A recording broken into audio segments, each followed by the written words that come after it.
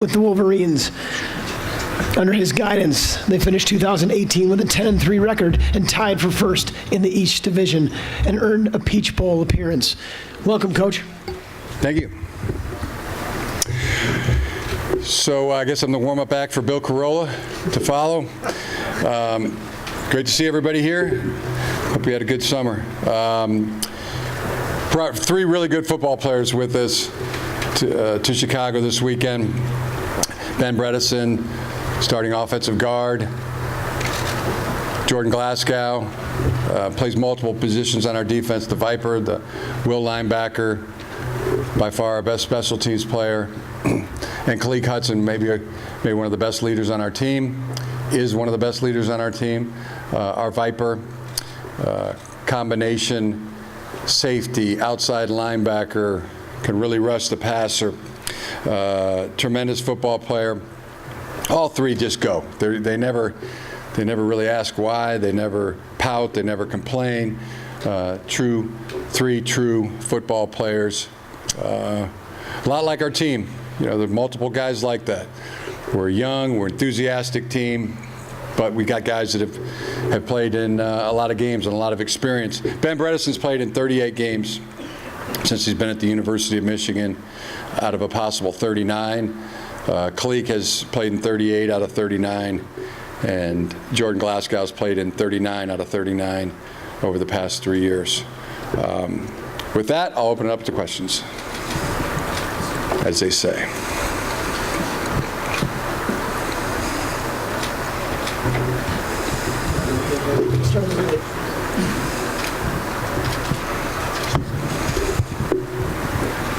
Bob Asmussen, Champion News Gazette. The Big Ten's missed last two playoffs. What's wrong?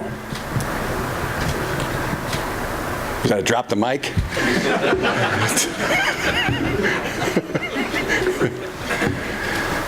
I don't have all the answers to that. Maybe something that would be worthy of you researching,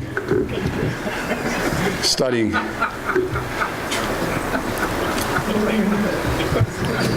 Hi, Jim. Dan Worthy Hope. question, though. Hi, Jim. Dan Hope from 11 Warriors. There's a lot of expectations for you guys this year that maybe this is the year you can end the streak against Ohio State, that you can win the Big Ten. What do you guys need to do differently? What do you guys need to do better in order to make that happen? Sure. So it really starts with our goals. That's you named half of them anyway. And also to win the Big Ten championship, qualify for the playoffs, win the national championship. Those are our goals, and then you put those to the back of the mind and focus on how you can achieve those. So that's what we're trying to do better, trying to do more. Focus on that that day to day. I think it's good right now. I think it's good. I think it's tight.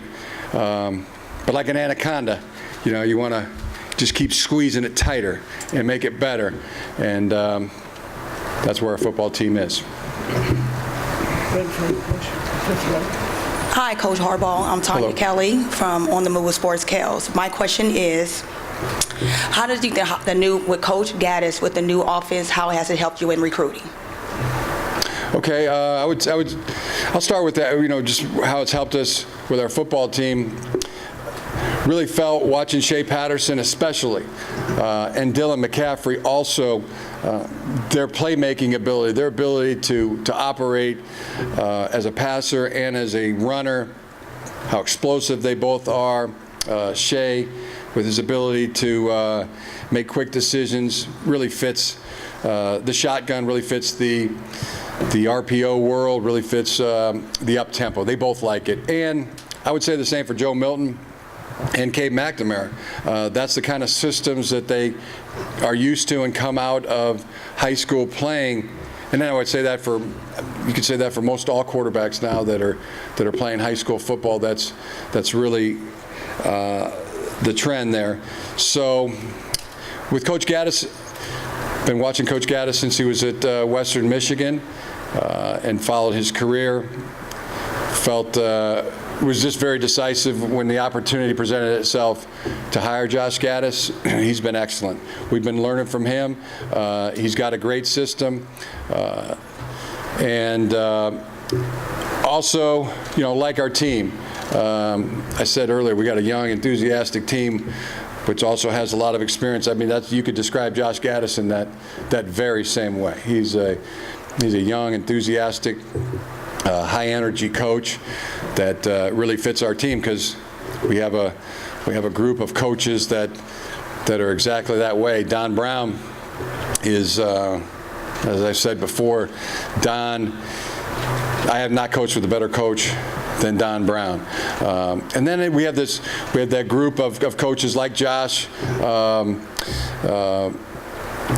in their 30s. I call them the best young coaches that I've seen in 35 years. Anthony Campanelli, new to our staff this year. Sean Nua, new to our staff this year. And also Sharon Moore, who coached on our staff last year, coaches the tight ends again this year. Same group. I would put my son Jay Harbaugh, who coaches the running backs, in that group of, but humility prevents me from doing that. But the facts are, he is one of the best young coaches I've seen in 35 years, so I'll put him in that group. It's just got a great staff. This staff, you feel like you're locked arms with 10 other guys and attacking the world. Ed Warner, our offensive line coach, really improved our offense last year in terms of the running game, in terms of pass protection, sacks allowed, right across the board.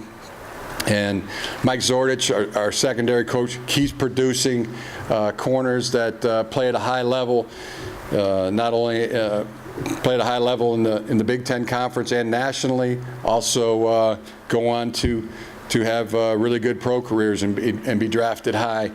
He's an outstanding coach. I think you know about Chris Partridge. He's been on our staff quite a while. He's in the same category, soon to be head coach. Tremendous in all areas, coaches our special teams and our safeties and does a fabulous job. And Ben McDaniels coaches our quarterbacks, does a phenomenal job. As he grinds, he works extremely hard at it, and he really knows it and has learned it, and now is an expert in this offensive system that Josh has brought. So across the board, I just I feel our coaching staff is in the best place that it's been. Feel like some real reinforcements on the staff. So thanks for that question. Morning, Jim. Teddy Greenstein from the Chicago Tribune. You mentioned in a podcast, you talked about Urban Meyer. Controversy follows him, I think it was. Any context we should know about with that line, and any regrets about the comment? No, I don't see any.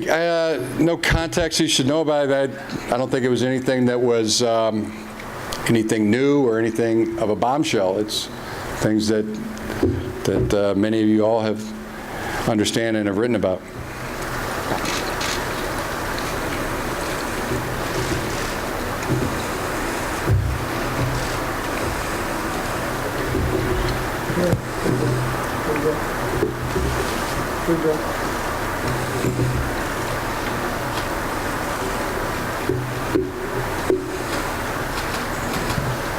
Shannon Ryan, Chicago Tribune.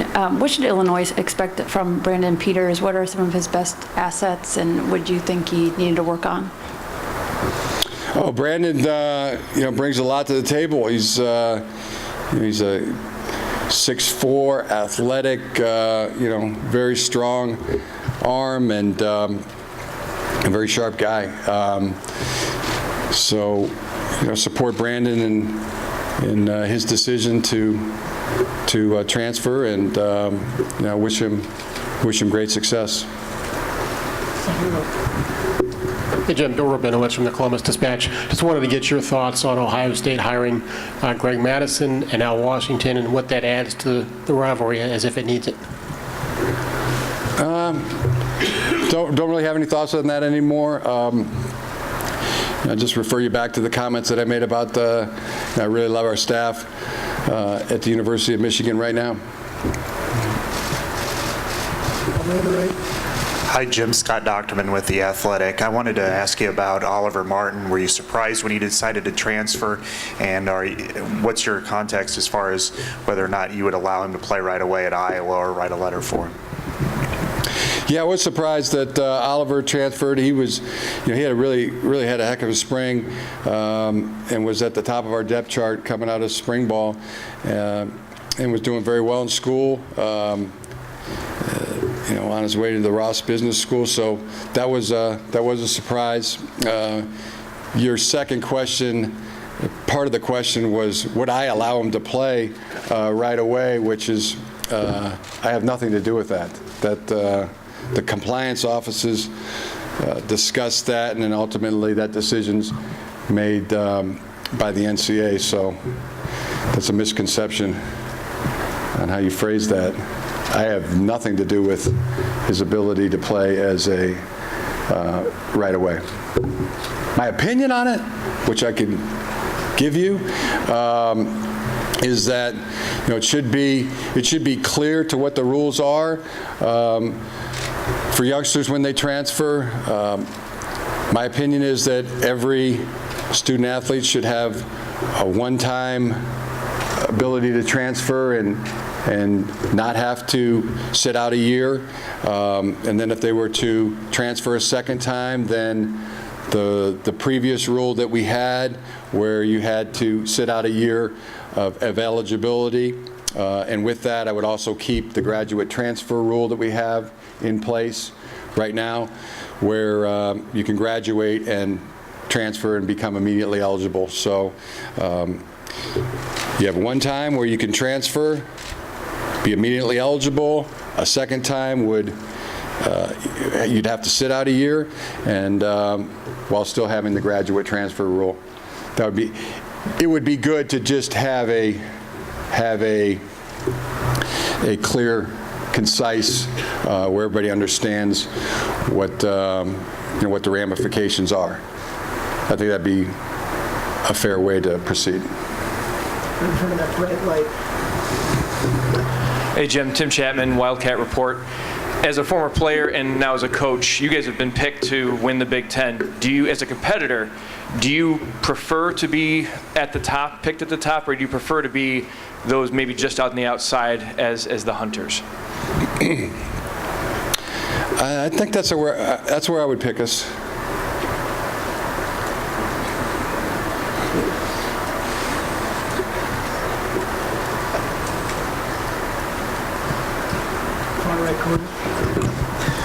Sam McEwen from the World Herald. Why would you pick yourself to win the league? Is it just because you want to be the league, or do you feel like you guys have the strongest team?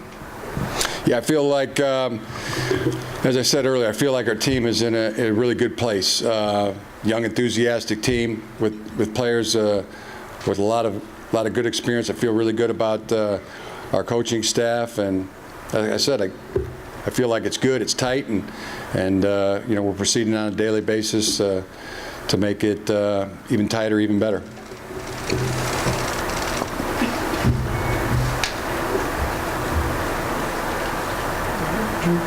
Drew.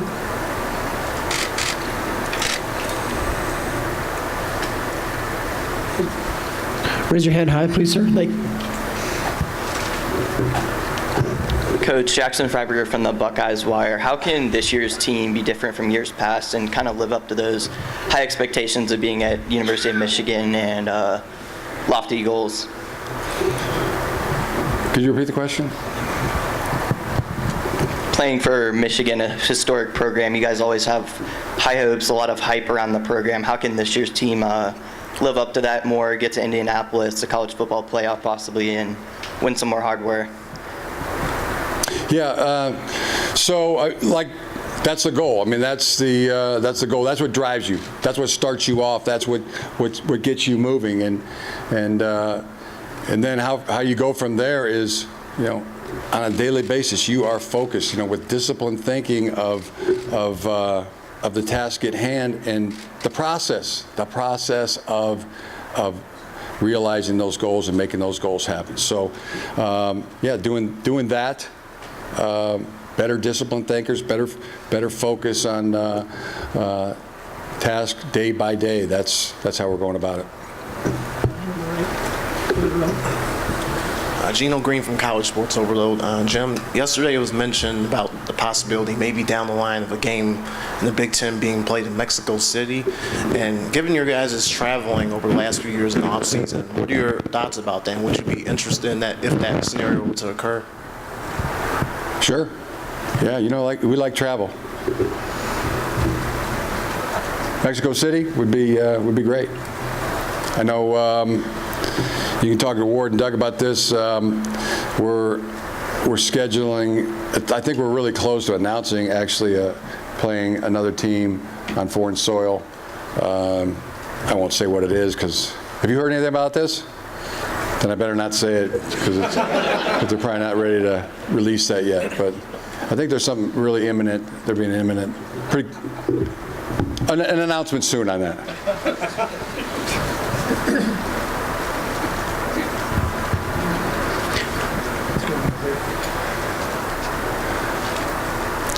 Fourth row in the middle.